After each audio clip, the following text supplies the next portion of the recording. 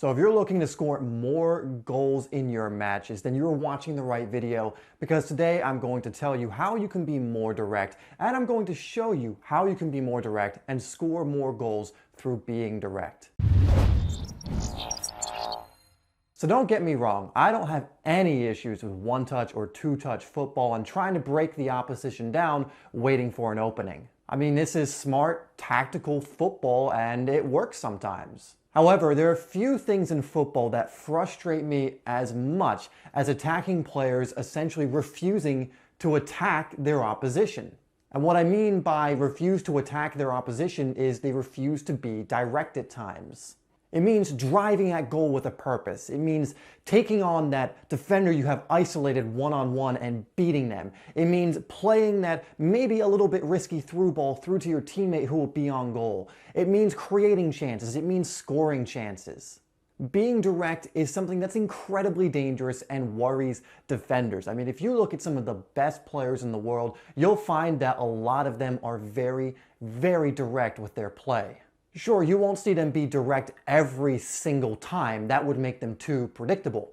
But you'll see them waiting for their opportunity, and when the opportunity comes along, they'll take it. I mean, you can think of some of the best players in the world: Ronaldo and Messi, Hazard and Bale, Neymar and Benzema, and you can think of many more like Sanchez. I mean, some of the best players in history have also been players that have been incredibly direct. And these are the players that create chaos for the opposition team. They're the ones who create chances. They're the ones who don't give the opposition a break. They run at them. They score goals. They take shots. They try and be as direct as possible when the opportunity to be so arises. So keep in mind that you do want balance, but if you're a player who isn't really taking the opportunity to be direct at times, then try and find the opportunities in matches to be more direct. So we're going to take a look now at some examples of being direct and why it pays off to do so. Alright, so this first example is perfect because I get the ball and immediately run at the defense. Now you'll notice how they back off me, worried about me getting in behind or taking advantage of the space they're giving me. So I do a quick move here in order to create the space. I fake a shot which creates a little more space and causes them to back off a little more, which gives me the space then to curl it into the upper corner. Now this all happened in a matter of seconds. We'll show it in real time here, and it was successful because I was very direct. If I had waited or passed it off, I would have given the opposition the chance to get numbers behind the ball and make it more difficult for us to score. This is why being direct can be very, very effective in the right circumstances. Alright, so here is another goal I scored simply through being direct. Now I get the ball on the wing and immediately start moving towards the defender.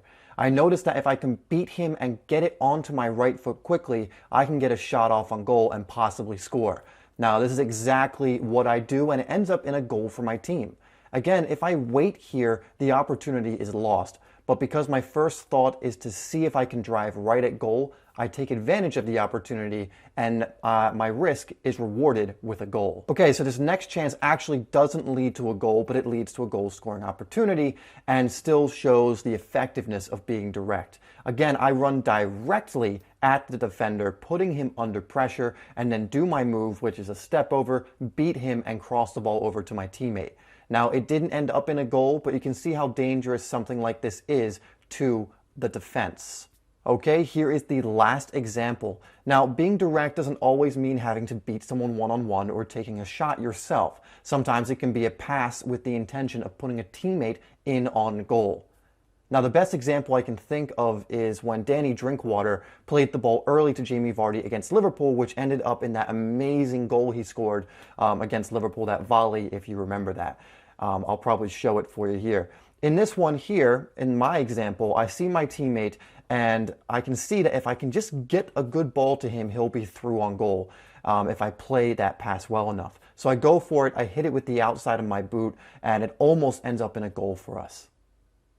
All right, everyone, so as you can see, being direct leads to more chances and more goals for your team. Just keep in mind that you need a balance. You should not always be direct, but you should not always not be being direct as well. You want a balance so that you become unpredictable, not predictable. So a good way to start is just start looking for the opportunities in your matches where you could or couldn't be direct. After matches, make sure you're reflecting on the match and think to yourself, could I have been more direct in that situation? And if I had, would it have led to something good for my team? You can also review professional footage or just watch professional games and take note of when they're being direct, when they're not being direct, and try and figure out what their thought process was when they were doing each thing. And through doing this, you'll set up more teammates, you'll create more chances, you'll gain more assists, and of course, you'll score more goals. All right, everyone, thank you so much for watching. I really appreciate all of you who come and watch